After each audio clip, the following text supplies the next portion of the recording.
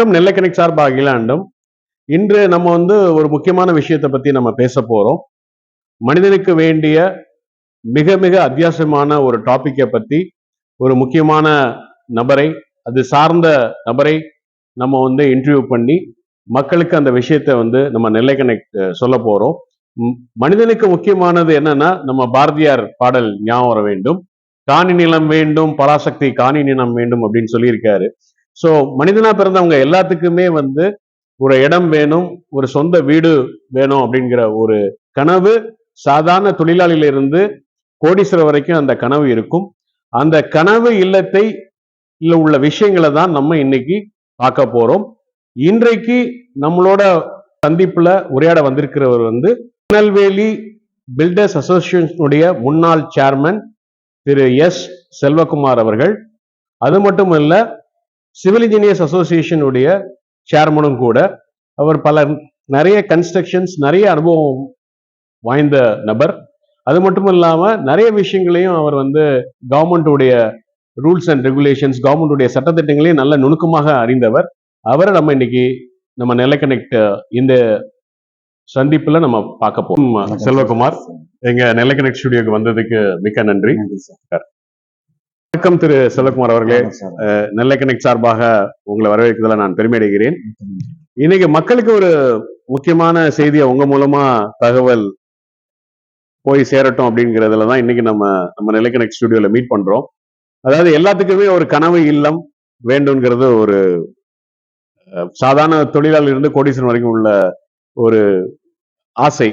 அதுல சம்பந்தப்பட்ட விஷயங்களை உங்களோட இன்னைக்கு சில கேள்விகள் கேட்டு அது மூலமா உங்களுடைய பதில் வியூவர்ஸ்க்கு, நெல்லை கனெக்ட் உடைய வியூவர்ஸ்க்கு போய் சேர்ந்துச்சுன்னா அது எங்களுக்கு ஒரு நல்ல இதா இருக்கும். அப்படிங்கிறதுனாலதான் உங்களை இந்த ஸ்டுடியோக்கு இன்வைட் பண்ணோம்.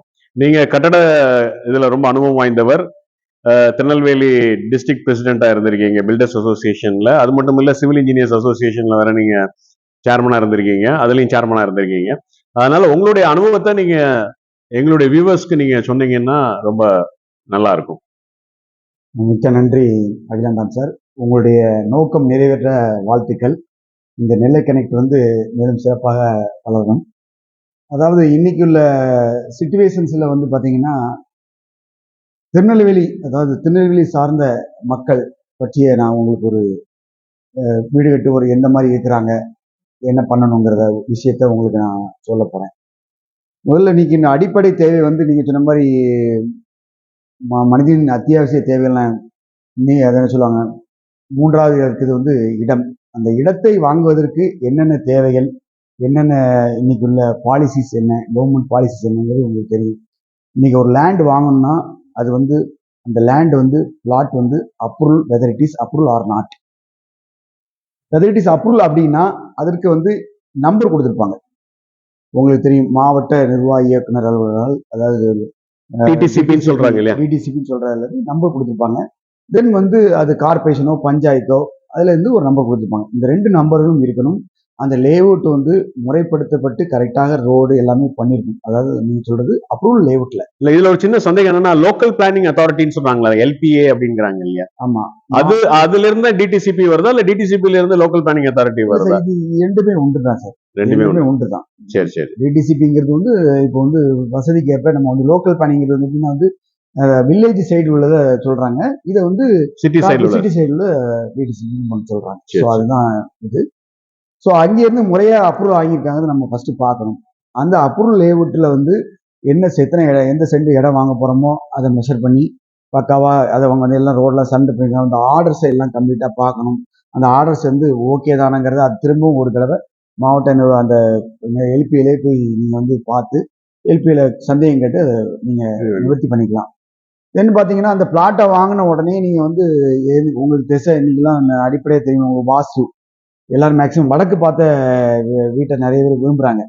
இப்போ பெரிய திசைன்னு வடக்கு பார்த்த இதை நீங்க விரும்புறாங்க. வடக்கு பார்த்த பிளாட்டோ எந்த பிளாட்டோ வாங்கிட்டு நீங்க அதை தண்ணி இருக்குதா, அது என்ன மாதிரி ஸ்கீம் ஏரியால இருக்கு, அது அந்த பிளாட் வாங்கினாலுமே வெதர் அப்ரூவல்னாலுமே அது சாயில் கண்டிஷன் ஏன்னா உங்களுக்கு estimate of building, cost of estimate, building கட்டுறதுக்கு உங்களுக்கு எஸ்டிமேட் கூடிடக்கூடாது. ஏன்னா ரோடு லெவல் சிலது தணிஞ்சிருக்கும், ரோடு லெவல் இதா இருக்கும். அது போக soil condition, whether it is hard or rock soil clays ஆயில்னா உங்களுக்கு காஸ்ட் ஆஃப் கன்ஸ்ட்ரக்ஷன் ஜாஸ்தி ஆகும்.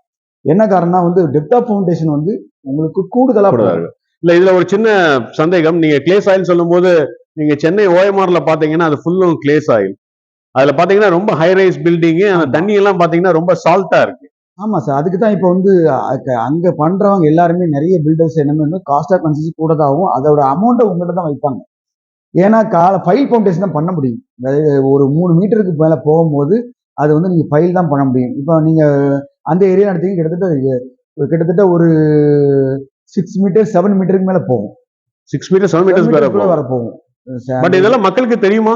இந்த மாதிரி ஃபைல் ஃபவுண்டேஷன் போடணும் கேள் மக்களுக்கு தெரிஞ்சுக்கிடணும். இது மக்கள் தெரிஞ்சுக்கணும். நல்ல பதில். மக்கள் தெரிஞ்சுக்கணும். இந்த இடம் வந்து எதை சார்ந்து இருக்கு, பக்கத்துல என்ன இருக்கு, இதோட சாயில் கண்டிஷன் என்ன, பக்கத்துல விசாரிக்கணும். என்ன மாதிரி இருந்தது, எப்படி தோணுனாங்க, அதனால வெள்ளம் வரும்பொழுது அந்த தண்ணி உறிஞ்ச மாட்டேங்கிறது. அந்த நீங்க சொல்ற அந்த கிளே சாயில்ங்கிறதுனால. கண்டிப்பா வெள்ளம் அப்சர்வேஷன் ஆஃப் வாட்டர் வந்து அது வந்து உடனே வந்து இதாகாது. அது வந்து எப்பவுமே நீர் அளவுல மௌலிவாக்கம் எடுத்துக்கிட்டீங்க. ஏன் மௌலிவாக்கம் நீங்க வந்து மௌலிவாக்கத்தோட பில்டிங் ஃபெயிலியர் ஆயிடுச்சுன்னா இந்த கண்டிஷன் தான். அதாவது ஒரு 24 மீட்டர் வந்து நீங்க வந்து ஃபைல் ஃபவுண்டேஷன் போடணும்னு ஸ்ட்ரக்சர் இன்ஜினியர் கொடுத்துருக்காரு. ஆனா வந்து பண்ணது வந்து கிட்டத்தட்ட 8 மீட்டரோ 10 மீட்டர் தான் பண்ணியிருக்காங்க. ஸோ அதுல வந்து உங்களுக்கு ஃபெயிலியர் ஆகும். ஸோ அதனால கன்ஸ்ட்ரக்ஷன் நீங்க பண்றது பில்டிங் கட்டணும்னு நினைச்சீங்க, நல்ல இடத்த தேர்ந்தெடுக்கணும். இடத்த தேர்ந்தெடுத்த உடனே நல்ல பில்டர், அதாவது இன்ஜினியர்ஸ் நல்ல பில்டர்ஸா என்ன மாதிரி கன்ஸ்ட்ரக்ஷன் பண்றாங்க, ரூல் படி பண்றாங்களா, அது தேர்ந்தெடுத்துக்கணும். அரசாங்கம் புதுசா கொண்டு வர்றாங்க. இப்போ பாத்தீங்கன்னா இந்த Tamil Nadu real estate regulatory authority ரிரான்னு சொல்றாங்க. இதுட்டையும் நீங்க அப்ரூவல் வாங்கணும்னு சொல்றாங்க. இது என்ன அர்த்தம்? நீங்க டிடிசிபி சொல்றீங்க. வந்து உங்களுக்கானது இல்ல, இது வந்து ஒரு லேஅவுட் போடுற ப்ரமோட்டர் இருக்காங்களா, அது அவங்களுக்கானது. ரெராங்கிறது எப்படின்னா அந்த கூட்டமைப்புல இப்ப நீங்க ஹால்மார்க் எடுத்துக்கிட்டீங்க, ஹால்மார்க் பண்றீங்க, கோல்டோட ஸ்டாண்டர்ட். சோ லேண்டோட ஸ்டாண்டர்ட் ரெரா அப்படி வச்சுக்கலாம். சோ அதனால ரெரா ஆக்ட்ங்கிறது இப்போ தான் 2019 அப்புறம் வந்ததுதான். 20 அப்புறம் வந்து எல்லாரும் ஃபாலோ பண்றாங்களா? மோஸ்ட் ஆஃப் பீப்புள் ஃபாலோ பண்ண ஆரம்பிச்சிட்டாங்க. பண்ணாதான் பண்ண முடியும். இந்த ரெரா ஆக்ட் இருந்தா தான் டிசிஷன் டிபார்ட்மெண்ட்டுக்கே பண்ண முடியும். ஸோ அந்த அளவுக்கு இப்போ உள்ள கவர்மெண்ட் வந்து நிறைய முறையா கொண்டு போயிட்டு இருக்காங்க. ஸோ ரெரா ஆக்ட்ங்கிறது இல்லாம எந்த இதுவுமே நம்ம பண்ண முடியாது. அப்ரூவல் பிளாட்னால ரெரா இருக்கணும். ரெரா நம்பர்னே உங்களுக்கு வந்து அதான் இதுல வந்து என்ன சொல்றாங்கன்னா, நிறைய பில்டர்ஸ் நிறைய கன்ஸ்ட்ரக்ஷன் பண்றவங்க வந்து ரெராங்கிற அந்த பேர் போட மாட்டேங்கிறாங்க, நம்பர் போட மாட்டேங்கிறாங்க. இந்த நோட்டீஸ் எல்லாத்தையும் போடணும்னு அவசியம் இல்லை. அவரே அந்த அப்ரூவல் லேஅவுட்ல வந்து அவர் ரெஜிஸ்டர் பண்ணி அந்த ரெஜிஸ்டர் சர்டிஃபிகேட் நீங்க வாங்கிக்கலாம். அந்த லேஅவுட்ல ரெஜிஸ்டர் பண்ணிருப்பாங்க. நீங்க ஒரு ப்ரொமோட்டர் லேண்ட் வாங்குறீங்கன்னா அந்த லேண்ட்ல நீங்க ரெரா ஆக்கிங்கன்னா கொடுத்துருவாரு சர்டிஃபிகேட். உங்களுக்கு கொடுத்து நீங்க செக் பண்ணிக்கலாம். அதான் சொன்னலாம், உங்களுக்கு முதல்ல சொன்னலாம், அந்த ரெரா நம்பர் இருக்கும், எல்பி அதாவது டிடிசிபி நம்பர் இருக்கும், வெரைட்டிஸ் இது பஞ்சாயத்து ஆர் காமர்ஸ் நம்மளுடைய கார்பரேஷன் அப்ரூவல் நம்பர் இருக்கு. ஆனா இதுல இன்னொரு சிக்கல், நீங்க சொல்றது வந்து ரொம்ப சந்தோஷமா இருக்கு, ரொம்ப ஈஸியாவும் இருக்கு. ஆனா வரைபடத்தை எடுத்துட்டு ஒரு லைசன்ஸ் இன்ஜினியர் வரைபடத்தை எடுத்துட்டு கொண்டு போய் போனா அதுல நிறைய சிக்கல் டிடிசிபில வருதுங்கிறாங்களா? என்ன காரணம்? இல்ல சார், அதாவது இப்ப முன்னாலதான் நீங்க வந்து பேப்பர் கான்செப்ட் இருந்தது. இப்ப எல்லாம் பேப்பர்லெஸ் கான்செப்ட், எல்லாமே வந்து ஆன்லைன் சர்வர் வந்துச்சு. நீங்க ஃபுல்லாவே பிளாட் அப்ரூவல் நம்பர் கொடுத்தாதான் உள்ளே ஏறும். இப்ப நீங்க ஆட்டோமேட்டிக்கா உங்களுக்கு தெரியும் சிங்கிள் விண்டோ சிஸ்டம் இன்னைக்கு தமிழ்நாடு கொண்டு வந்திருக்காங்க. அதை வந்து ஆக்ட் எல்லாமே கேட்காங்க.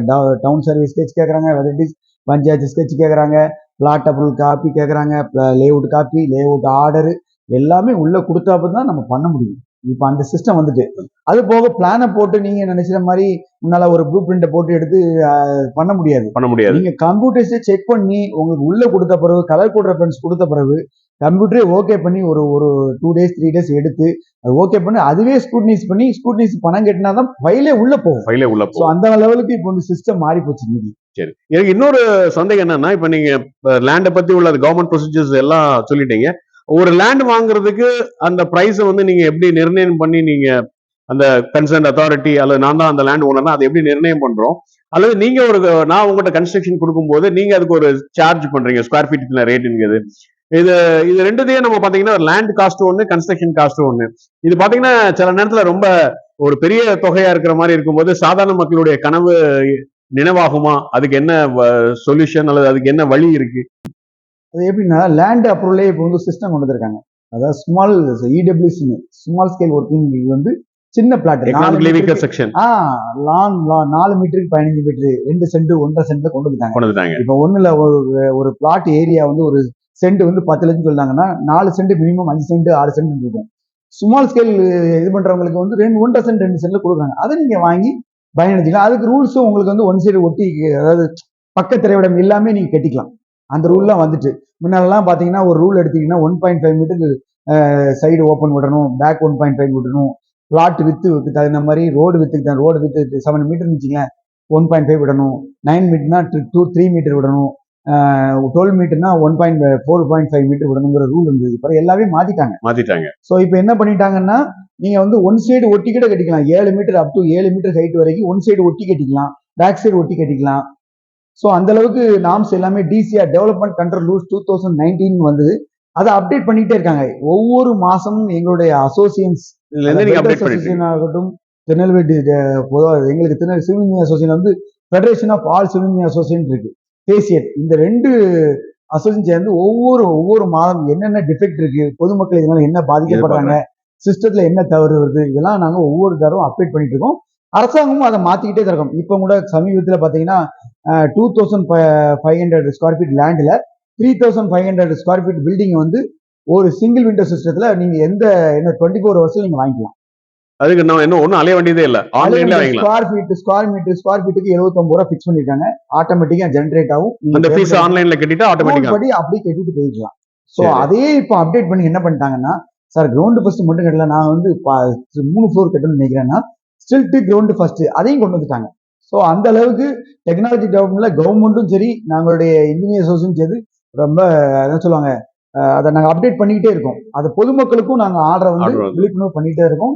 எங்களை அசோசியேஷன் சார்ந்த நபர்களுக்கும், அதாவது பொறியாளருக்கும் பொலிக்கும் எல்லாத்தையும் சொல்லிட்டு தான் இருக்கும். ஸோ அதனால டெவலப்மெண்ட் வந்து ரொம்ப ஸ்பீடா போயிட்டு இருக்கு. இப்போ இதுல இன்னொன்று 2 முக்கியமான கேள்வி உங்கள்கிட்ட இந்த தருணத்துல நான் கேட்க விருப்பப்படுறேன். ஒண்ணு வந்து வாஸ்து, எல்லாருமே வாஸ்து பாக்குறாங்க, பேசிக் வாஸ்து ஆஸ் இன்ஜினியர் நீங்களும் பாக்குறீங்க ஒண்ணு.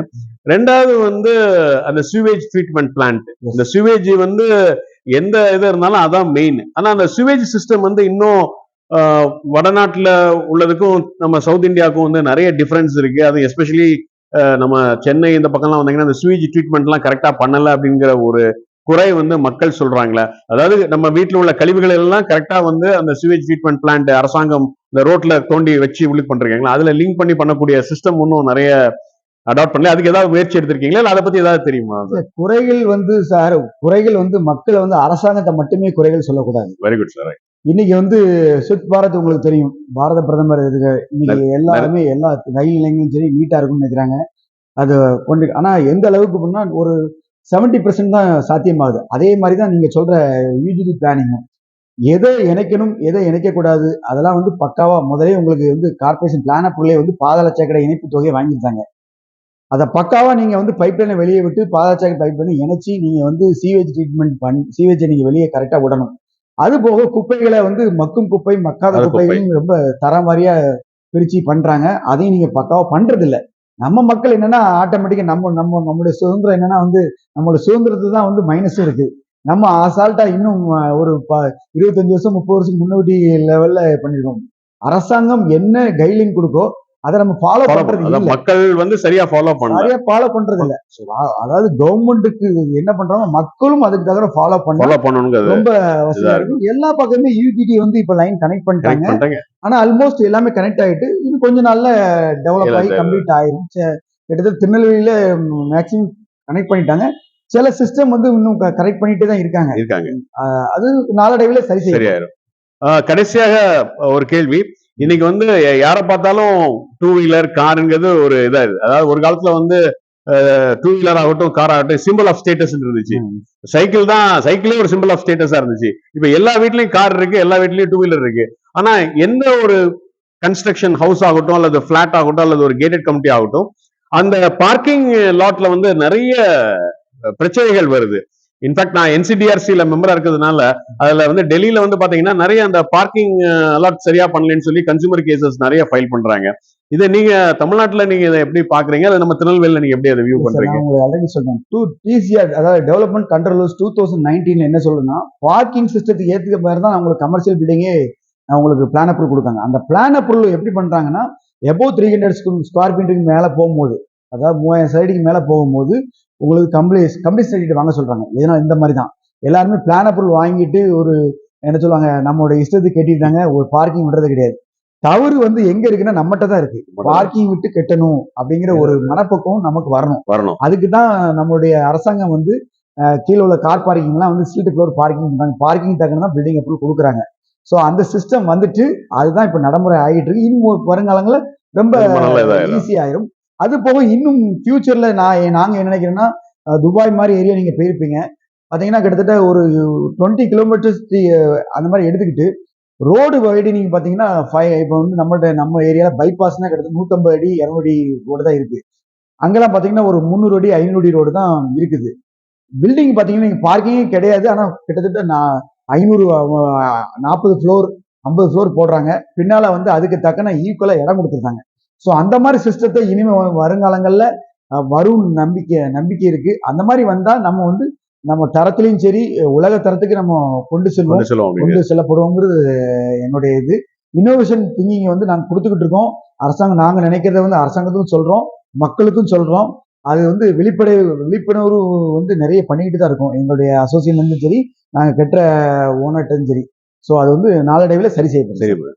ரொம்ப நன்றி திரு செல்வகுமார் அவர்களே. நீங்க நிறைய விஷயங்கள் பகிர்ந்துக்கிட்டீங்க. நிறைய விஷயங்கள் சிம்பிள் விஷயத்த கூட நீங்க ரொம்ப அழகா எடுத்து சொல்லி அது மக்களுக்கு நிச்சயமா ஒரு பெரிய யூஸ்ஃபுல்லா இருக்கும். நெல்லை கனெக்ட் சேனல் மூலமா உங்களுடைய விஷயங்கள் வந்து மக்களை போய் சேருங்கிறது ரொம்ப நம்பிக்கை இருக்கு.